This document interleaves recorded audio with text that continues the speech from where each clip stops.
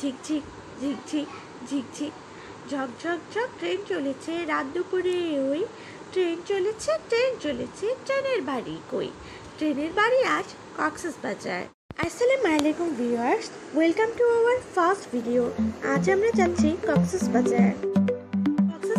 এর আগে আরো অনেকবার যাওয়া হলেও ট্রেন যাত্রা কিন্তু আজই আমাদের প্রথম। এই ভিডিওতে আমরা জানাবো কক্সবাজার যাওয়ার টিকিট কাটা সহ যাবতীয় তথ্য এবং এই ট্রেন যাত্রা আমাদের জন্য কেমন ছিল সেটি। আমাদের ট্রেনটি ছিল রাত 10টায়, তাই ঠিক 9টার ভেতরে কমলাপুর রেলওয়ে স্টেশনের উদ্দেশ্যে রওনা হয়ে গেলাম। এলিফ্যান্ট রোড থেকে কমলাপুর স্টেশনে যেতে আমাদের সময় লেগেছিল 20 থেকে 25 মিনিট। স্টেশনে পৌঁছাতে আমাদের চোখে পড়ল ট্রেনে করে যাতায়াত করা যাত্রীদের ভিড়। দেরি না করে আমরা তাড়াতাড়ি ঢুকে গেলাম ভেতরে।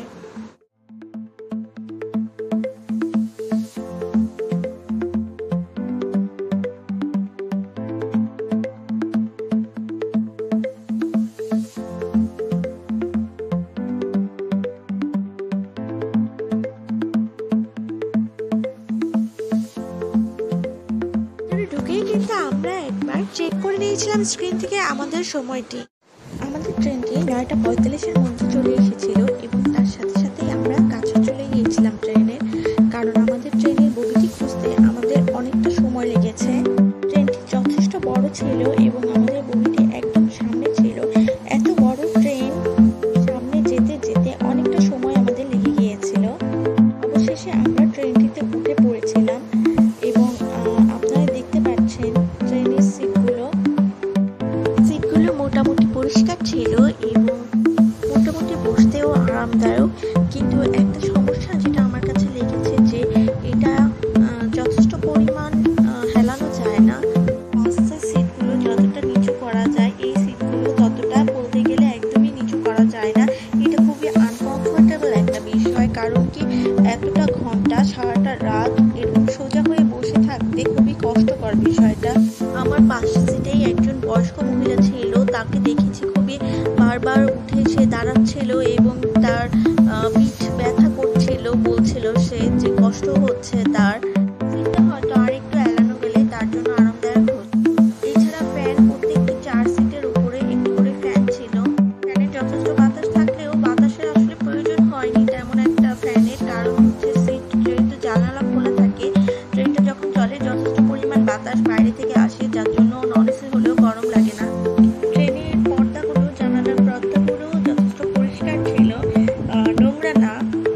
এবং পাশে লাইটের এবং ফ্যানের সুইচ আছে, আপনারা চাইলে ফ্যানটা এবং লাইটটা বন্ধ করে রাখতে পারেন। যদিও লাইটটা সবসময় এমনিও বন্ধ করে দেয় কিছুটা সময় পর, একটু পরপর যখন স্টেশনে থামে তখন লাইটটা জ্বালানো হয়।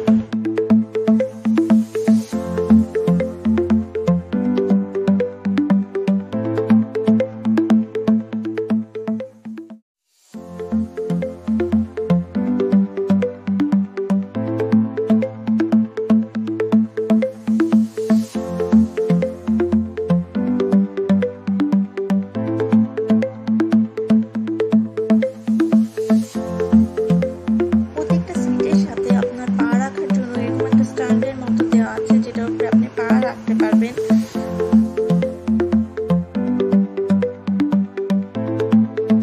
প্রতিটি বগিতে একটি করে টয়লেট আছে। টয়লেটগুলো পরিষ্কার হলেও টয়লেটে পানি ছিল না, পানির সংকট লেগেছে আমার কাছে। কিছু কিছু টয়লেটে পানি ছিল না। টয়লেট টিস্যু আছে, বেসিন আছে, একটি বেসিনের উপরে একটা আয়না আছে বড়। তারপরে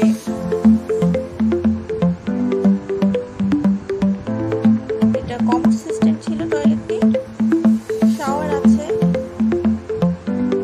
হ্যান্ড শাওয়ার আছে, টিস্যু ফেলার জন্য নির্দিষ্ট জায়গা আছে এবং ফ্লাশের জন্য এই সবুজ বাটনটা চাপ দিলে ফ্লাশ হয়ে যায়।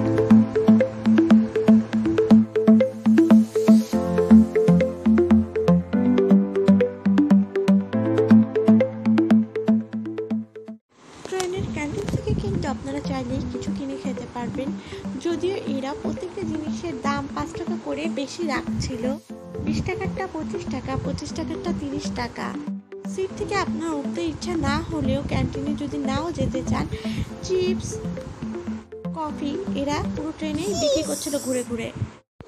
ফাইনালি পূর্ব নির্ধারিত সময় অনুযায়ী আমাদের ট্রেনটা ঠিক রাত 10টায় ছেড়ে দিয়েছিল।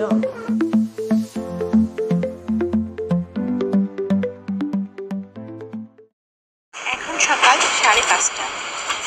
আর হয়তো বেশি সময় লাগবে না আমাদের কক্সবাজার পৌঁছে যেতে। ধীরে ধীরে সকালের আলো ফুটতে শুরু করেছে এবং ধীরে ধীরে আমরা পৌঁছে যাচ্ছি আমাদের গন্তব্যে। মাঝে বলি কীভাবে আপনারা আপনাদের ট্রেনের টিকিটটি সংগ্রহ করবেন। অনলাইনে টিকিট কাটার জন্য আপনাদের প্রথমে রেজিস্ট্রেশন করতে হবে এবং রেজিস্ট্রেশন করার জন্য লাগবে আপনার ভোটার আইডি কার্ড অথবা জন্ম নিবন্ধন। এবং রেজিস্ট্রেশনটি করতে হবে অবশ্যই আপনার টিকিট কাটার 72 ঘন্টা আগে। কারণ আপনার রেজিস্ট্রেশনটি করার পরে সেটি অ্যাক্টিভ হতে 72 ঘন্টা সময় নেয়। তাই অবশ্যই আপনারা যদি কক্সবাজার যাওয়ার জন্য ট্রেনে যাওয়ার জন্য প্রস্তুতি নিয়ে থাকেন, তাহলে ট্রেনের টিকিটটি কাটতে হবে 11 দিন আগে এবং রেজিস্ট্রেশনটি করতে হবে সেই 11 দিনের 72 ঘন্টা আগে। এরপরে আপনার রেজিস্ট্রেশনটি সম্পূর্ণ হয়ে গেলে তার মাধ্যমে ট্রেনের টিকিট কাটতে পারবেন। ট্রেনের টিকিটটি কাটতে হবে সকাল 8টার পরে থেকে, অর্থাৎ টিকিটটি সেল করা শুরু হয় সকাল 8টা থেকে।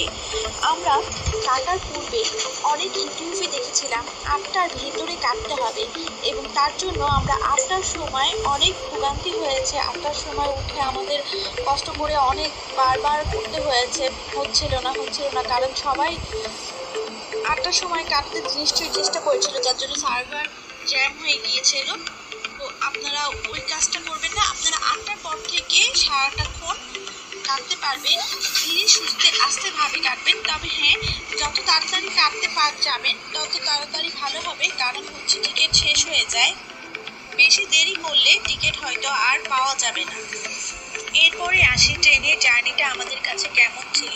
সত্যি কথা বলতে এই ট্রেন জার্নিটা খুব একটা আরামদায়ক ছিল না, কারণ এতটা সময় প্রচণ্ড শব্দ ট্রেনের এবং হুইসেলের শব্দে খুব কষ্ট হচ্ছিল। রাত্রে ঘুমানো হয়নি এবং ব্যক্তিগতভাবে আমার খুব কষ্ট হয়েছে, আমার মাথা ধরে যাচ্ছিল। একদম সিটটা বেশি একটা এলানো যায় না, প্রায় সোজা হয়ে বসে থাকতে হয় এবং তার উপরে ট্রেনের এরকম শব্দ, একটু পরপর হুইসেলের শব্দ এবং সারাক্ষণের শব্দ আছে।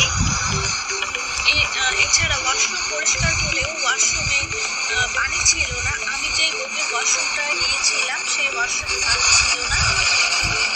ট্রেনে কিছুক্ষণ পর চা, কফি এবং চিপস, পানি যেগুলো নিয়ে আসে সেগুলোতে 5 টাকা করে বেশি নেয়।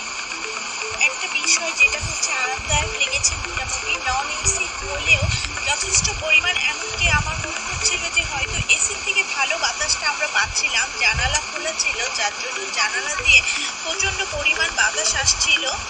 তবে আমাদের বগির সামনে যে সিটগুলো ছিল, যেটা ওটা থেকে বসেছিল আর কি, আমি সেই সিটগুলোতে প্রচণ্ড কষ্ট হয়েছে ওদের, কারণ কি ধুলা উড়ে উড়ে আসছিল ওদের চোখে। কিন্তু আমার সিটটি একটু পেছনের দিকে থাকায় আমার সেই সমস্যাটি ফেস করতে হয়নি।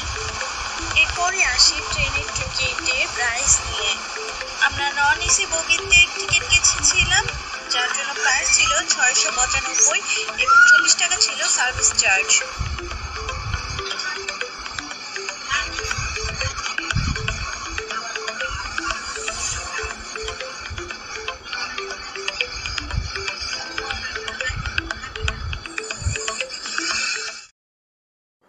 ঘড়ির কাঁটায় এখন সময় বাজছে 7টা। আমরা পৌঁছে গিয়েছি আমাদের কক্সবাজার রেলওয়ে স্টেশনে। ঢাকা থেকে কক্সবাজার পৌঁছাতে আমাদের সময় লেগে গেল ঠিক 9 ঘন্টা। এর মাঝে 3টে স্টেশনে ট্রেনটা থেমেছিল, যাত্রী উঠিয়েছে এবং নামিয়েছে।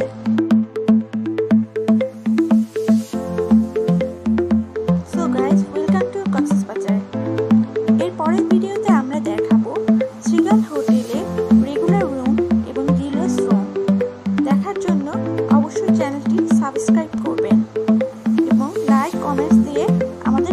থাকবেন। ধন্যবাদ।